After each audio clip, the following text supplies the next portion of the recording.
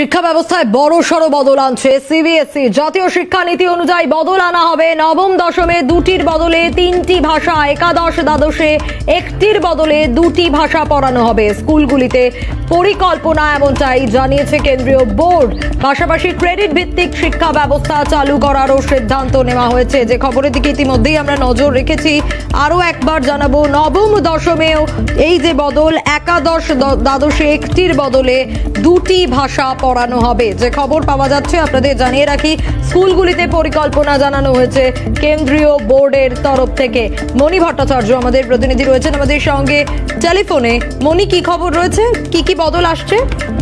দেখো, তোমাকে জানিয়ে রাখি, সিবিএসই বোর্ডের তরফে কিন্তু একটি প্রস্তাব আনা হয়েছিল যে নবম ও দশমে যে দুটি ভাষা পড়ানো হয় ভারতীয় ভাষা, সেই দুটি ভাষা হিন্দি সংস্কৃত ভাষার পাশাপাশি এবার কিন্তু আরো একটি ভাষা পড়ানো হবে।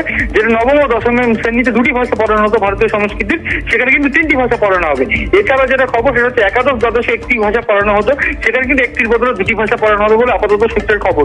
যেটা বর্তমানে যে নতুন জাতীয় শিক্ষানীতি যে চালু হয়েছে গোটা রাজ্য জুড়ে, গোটা দেশ জুড়ে, সেই শিক্ষানীতির আদলেই কিন্তু এবার এই যে পরিকল্পনাগুলো করা হয়েছে সিবিএসইর তরফে। এই মর্মেই কিন্তু বিভিন্ন রাজ্যের, দেশের বিভিন্ন স্কুলগুলিকে কিন্তু সমস্ত উচ্চ শিক্ষা প্রতিষ্ঠানগুলিতে কিন্তু এই মর্মে কিন্তু নির্দেশিকা পৌঁছে গিয়েছে, যেখানে বলা হয়েছে যে নবম ও দশম শ্রেণীতে কিন্তু দুটি ভারতীয় ভাষার, সংস্কৃত ভাষার ও হিন্দি ভাষার পাশাপাশি আরো একটি ভারতীয় ভাষাকে শেখাতে হবে বা পড়াতে হবে। এছাড়া একাদশ ও দ্বাদশেও কিন্তু এই একইভাবে কিন্তু একটির বদলে দুটি ভাষা পড়াতে হবে। যে আরো খবর যে এই যে একাদশ ও দ্বাদশের যে সিলেবাস, সেই সিলেবাসে কিন্তু একাধিক বদল এসেছে। শুধু তাই নয়, নবম দশম শ্রেণীর সিলেবাসও বদল এসেছে সিবিএসই বোর্ডের।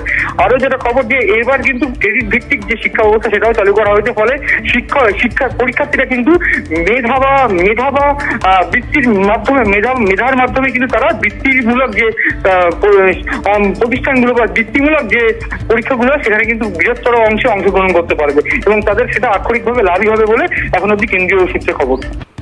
ধন্যবাদ মণি।